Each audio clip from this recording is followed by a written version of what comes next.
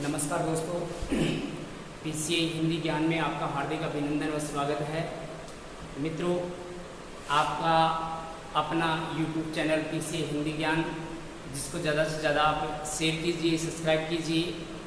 इस चैनल के माध्यम से आपको हिंदी और संविधान की अच्छी जानकारी मिलेगी और आपको बहुत ही लॉजिकली टाइम में आपको संविधान याद करवाया जाएगा और उसी तरीके से आपको हिंदी याद करवाई जाएगी। तो मित्रों, आज का अपना ये वीडियो रहेगा संविधान को समर्पित रहेगा और संविधान में हम चलते हैं तो अपना टॉपिक चल रहा है संविधान के प्रमुख अधिनियम। अब संविधान के प्रमुख अधिनियमों में अपने संविधान की यात्रा 1773 के रेगुलेटिंग एक्ट से शुरू होती है और इसी क्रम में आरंभ के 6 अधिनियम ये कंपनी को समर्पित होते हैं, कंपनी के शासन के अधीन रहते हैं और इन 6 के बाद में स्वतंत्रता तक के जितने भी अपने अधिनियम आएंगे वो सभी अधिनियम ब्रिटिश क्राउन, ब्रिटिश ताज के अधीन रहेंगे। तो मित्रों, आरंभ के हम अधिनियम पढ़ रहे हैं जिसमें हम 1773 का पहला एक्ट पढ़ते हैं जो रेगुलेटिंग एक्ट के नाम से जाना जाता है, जो 74 में लागू हुआ था। ये हम पिछले वीडियो में पढ़ चुके हैं। 1784 का पिट्स इंडिया एक्ट के नाम से जाना जाता है, जो अपने संविधान का दूसरा चरण माना जाता है। इसी कड़ी में हम आगे चलें तो इसमें 4 एक्ट ऐसे आते हैं जो चार्टर एक्ट के नाम से जाने जाते हैं। किस एक्ट के नाम से जाने जाते हैं? चार्टर एक्ट के नाम से जाने जाते हैं और इनको मित्रों हम याद रख सकते हैं। 1793, इनमें सभी में हम 20-20 वर्ष जोड़ेंगे तो 1793 में 20 जोड़ेंगे तो 1813 आता है और 1813 में 20 जोड़ेंगे तो 1833 आता है और 1833 में 20 जोड़ेंगे तो 1853 आता है। ऐसे मित्रों, ये अपने चार्टर एक्ट चल रहे हैं। ये जो 6 अधिनियम कंपनी के शासन के अधीन माने जाते हैं, जो अभी आपको बताया, और इनके बाद वाले जितने भी अधिनियम आएंगे वो ब्रिटिश शासन के अधीन आएंगे, ब्रिटिश ताज के अधीन आएंगे। तो मित्रों, इसी कड़ी में हम आगे चलते हैं। तो यहाँ पर आज अपना जो अधिनियम चलेगा वो 1833 का अधिनियम चलेगा। पिछले कुछ वीडियो में हमने 1773, 1784 और 1793 और 1813 का अधिनियम पढ़ चुके हैं। आज हम 1833 के अधिनियम को पढ़ेंगे। 1833 के अधिनियम को हम शॉर्ट फॉर्मूले से भी याद रख सकते हैं। शॉर्ट फॉर्मूला आपके सामने लिखा हुआ है। 33 वर्ष का एक व्यक्ति जिसका नाम है सतीदास। 33 वर्ष का कौन व्यक्ति है? सतीदास, जो पूरे भारत में क्या कर रहा है मित्रों? बैटिंग कर रहा है। और ये बैटिंग करते हुए मैं काल देखो, मतलब मैंने कल देखा है तो मैं काल देखो। अब इनसे बनने वाले कुछ प्रश्न होंगे, पहले तो हम उनको देख लेते हैं। 1833 का तो ये अधिनियम हो गया, ठीक है, जो चार्टर एक्ट के नाम से जाना जाता है। यहाँ मित्रों सती लिखा हुआ है तो विलियम बेंटिंग सती प्रथा का अंत करने वाले अपने भारत में गवर्नर जनरल माने जाते हैं। जो यहाँ पर देखो ये लिखा हुआ है 1829 में शारदा एक्ट के तहत अपने भारत देश में सती प्रथा का अंत हुआ, जिसमें राजा राम मोहन राय का अहम योगदान माना जाता है, भूमिका मानी जाती है। तो यहाँ पर सती प्रथा का अंत हो जाएगा और 1843 में दास प्रथा का अंत हो जाएगा। ऐसे में आगे चलेंगे तो पूरे भारत का गवर्नर जनरल कौन बनेगा? विलियम बेंटिंग बनेगा और लॉर्ड मैकाले विधि आयोग के अध्यक्ष बनते हैं और ये विधि के रूप में यहाँ पर ये गवर्नर जनरल की कार्यकारिणी में सदस्य के रूप में ये शपथ ग्रहण करते हैं। तो मित्रों चलते हैं, देखो यहाँ लिखा हुआ है बंगाल के गवर्नर जनरल को पूरे भारत का गवर्नर जनरल बनाया गया। किस अधिनियम में? 1833 के अधिनियम में। अतः संपूर्ण भारत का प्रथम गवर्नर जनरल विलियम बेंटिंग बना और ये विलियम बेंटिंग 1828 से लेकर और 1835 का भारत का क्या बनता है? गवर्नर जनरल बनता है।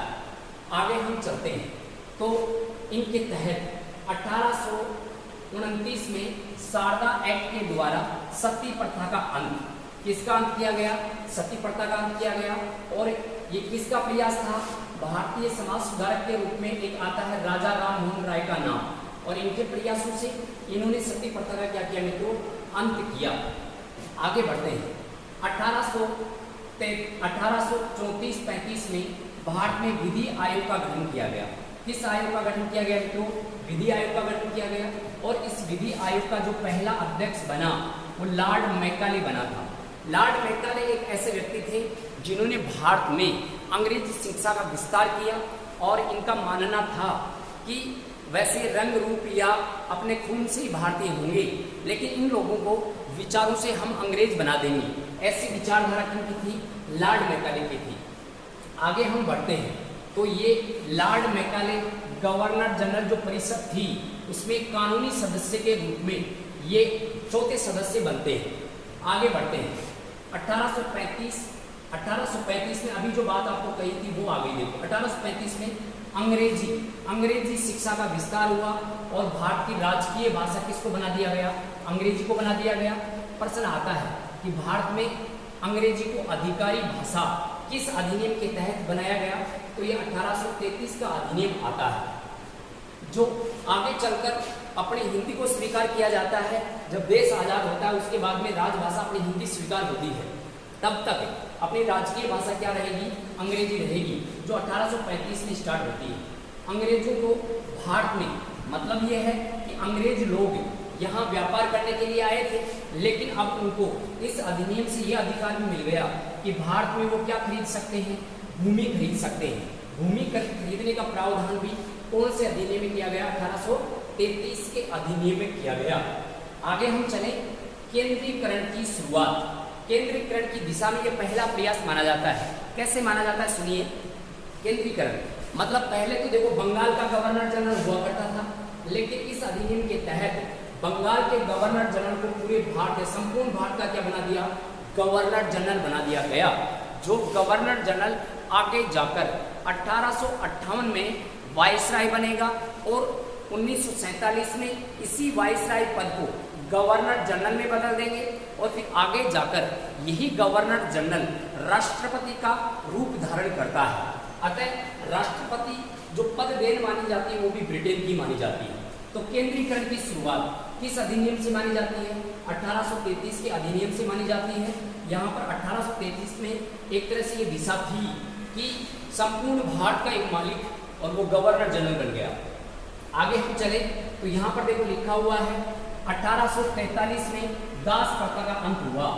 किस गवर्नर जनरल के प्रयासों से हुआ?